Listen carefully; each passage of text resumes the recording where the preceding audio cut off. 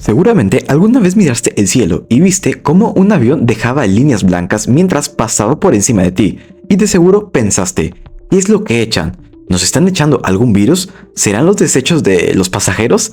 Bueno, si eres de esas personas, déjame decirte que no es nada de eso. Resulta que todo esto es simplemente física atmosférica, y esto es precisamente lo que vamos a hablar en este video. Te voy a explicar cómo y por qué ocurren estas líneas blancas que todos hemos visto alguna vez en el cielo. Sé bienvenido a nuestro primer video de mecánica de vuelo. Prepárate, acomódate y ponte cómodo porque estamos a punto de despegar.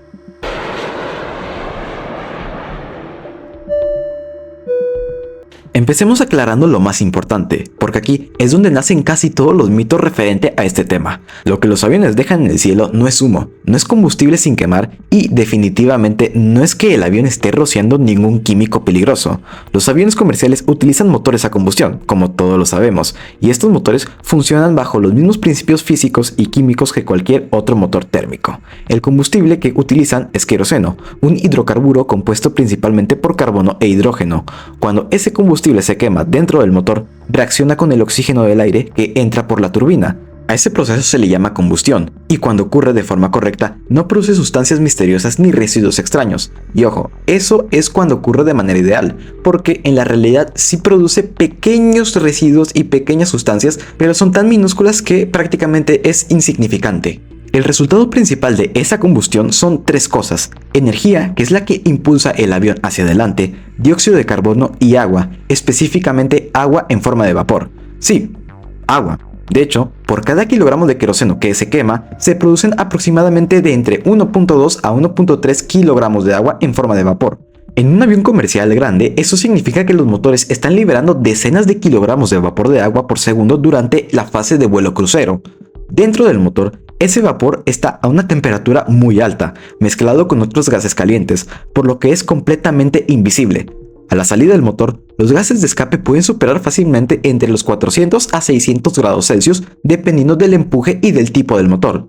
Ahora bien, a la altura a la que vuelan los aviones comerciales, es decir, la fase de vuelo crucero, suele estar entre los 9 y los 12 kilómetros de altitud, y la temperatura del aire ahí es extremadamente baja, con valores que suelen rondar entre los menos 40 a menos 50 grados Celsius. Eso significa que en cuestión de fracciones de segundo, el vapor de agua pasa de estar a varios de cientos de grados positivos a encontrarse en un entorno de decenas de grados bajo cero. Ese choque térmico provoca que el vapor se enfríe casi de manera instantánea. Y es que el aire frío tiene una limitación muy clara, ya que no puede retener grandes cantidades de agua en forma de gas. Por eso ocurre un cambio de fase, en la cual el vapor de agua se transforma primero en diminutas gotitas y, en muchos casos, pasa directamente a formar cristales microscópicos de hielo, un proceso conocido como deposición. Y el mejor ejemplo que te puedo dar es cuando hace mucho frío. Al momento de exhalar notas que sacas humo de tu boca, pero en realidad es vapor de agua de tu respiración condensándose porque el aire frío no puede mantenerlo en forma gaseosa. Hasta aquí, lo único que hemos explicado es cómo nace una estela. Pero, una vez que esos cristales de hielo ya existen, el fenómeno no se queda congelado por todo el tiempo. A partir de ese punto, lo que determina su forma, su tamaño y su duración ya no es el motor del avión, sino el comportamiento del aire que le rodea.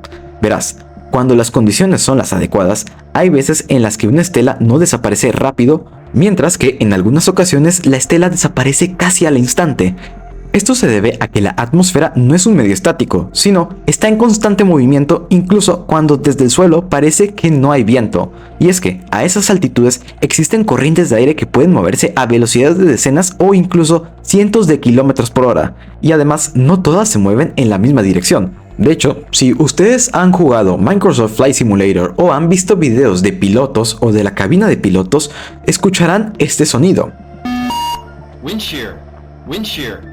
Wind shear. Ese sonido significa la alarma de wind shear o cizalladura del viento, y significa que diferentes capas del aire se desplazan a distintas velocidades y direcciones, lo que provoca las famosas turbulencias que apuesto que la mayoría de ustedes han sentido cuando están volando en un avión. Pero retomando al tema de las estelas, resulta que la cizalladura del viento provoca que los pequeños cristales de hielo que se forman queden suspendidos en ese aire en movimiento, y con el paso de los minutos el viento los va estirando, separando y deformando. Por eso, una estela que al principio es una línea recta y definida, con el tiempo se vuelve ondulada, se ensancha y puede llegar a parecer una nube delgada. Y cuando varias estelas se forman en la misma región del cielo, cada una es arrastrada de manera diferente por el viento. Y eso explica por qué a veces vemos líneas cruzadas, torcidas o patrones irregulares que no coinciden con una sola trayectoria de vuelo. Mientras empezamos a profundizar más sobre el tema, empiezan a surgir más dudas. Y la siguiente duda que se genera es, si todos los aviones producen vapor de agua, ¿por qué no siempre vemos estelas en el cielo? Bueno, la clave es que la formación de estelas no depende tanto del avión, sino de las condiciones que están ocurriendo en esa sección del aire. Verás, ya hemos mencionado que la temperatura es un factor que provoca las estelas en el viento, pero también hay otro factor y es demasiado importante, y se trata de la humedad. Para que una estela se forme, el aire tiene que estar lo suficientemente frío, normalmente por debajo de los menos 40 grados Celsius, ya lo hemos mencionado antes. Pero en sí eso no es suficiente, además se le tiene que añadir que el aire tiene que estar húmedo. Si el aire es muy seco, el vapor que sale del motor puede llegar a condensarse o incluso congelarse por un instante, pero los cristales de hielo no logran mantenerse estables y ese proceso se llama sublimación, en el cual el hielo pasa directamente a vapor sin pasar por el estado líquido. El resultado es que la estela se disipa en cuestión de segundos o ni siquiera llega a ser visible desde el suelo.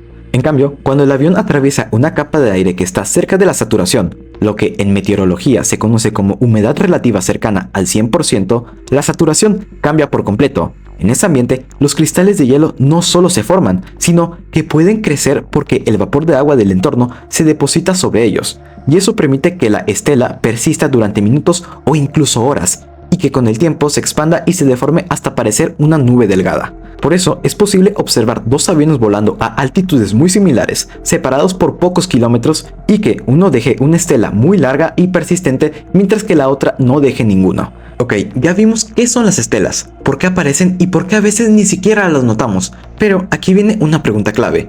¿Todo esto tiene algún efecto en el clima? Y, aunque suene sorprendente, la respuesta es que sí. No son químicas ni peligrosas, pero sí influyen aunque sea de forma pequeña en la atmósfera. Verás, cuando una estela es persistente, puede comportarse de forma muy parecida a una nube alta tipo cirrus. Durante el día, esas nubes artificiales reflejan una pequeña parte de la radiación solar de vuelta al espacio, lo que tiende a enfriar ligeramente la superficie. Pero durante la noche ocurre lo contrario. Atrapan parte del calor infrarrojo que la Tierra emite, reduciendo la pérdida de calor hacia el espacio. De hecho, existió un experimento muy famoso que ayudó a demostrar todo esto. Y es que, tras los atentados del 11 de septiembre del 2001, el tráfico aéreo de los Estados Unidos se detuvo casi por completo durante 3 días. Y es que, durante ese periodo, los meteorólogos observaron las diferencias entre las temperaturas máximas diurnas y las mínimas nocturnas, las cuales aumentaron alrededor de 1 grado Celsius en promedio. Y ese cambio no se debió a una alteración global del clima, sino a la ausencia temporal de estelas persistentes en el cielo. Y con todo esto que vimos en el video quedó claro algo. La próxima vez que mires al cielo y veas un avión dejando una estela blanca, ya sabes lo que realmente estás viendo.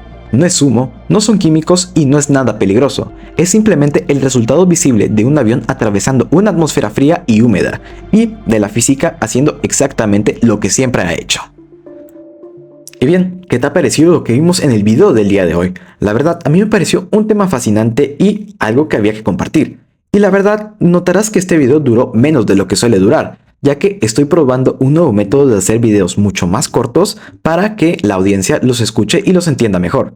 Por ende, verás que los videos durarán entre 8 a 10 minutos y abordará temas muy básicos porque últimamente estaba abordando temas demasiado extensos y demasiado técnicos, cosa que la verdad no tiene sentido si lo que quieres es aprender. Así que ¿qué mejor manera de hacer esto que esta nueva sección?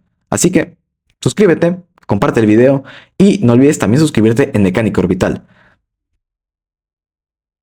Aquí es donde diría, sin más por decir, yo soy Mecánica Orbital, pero como estamos en Mecánica del Vuelo, nos vemos en el próximo video. Adiós.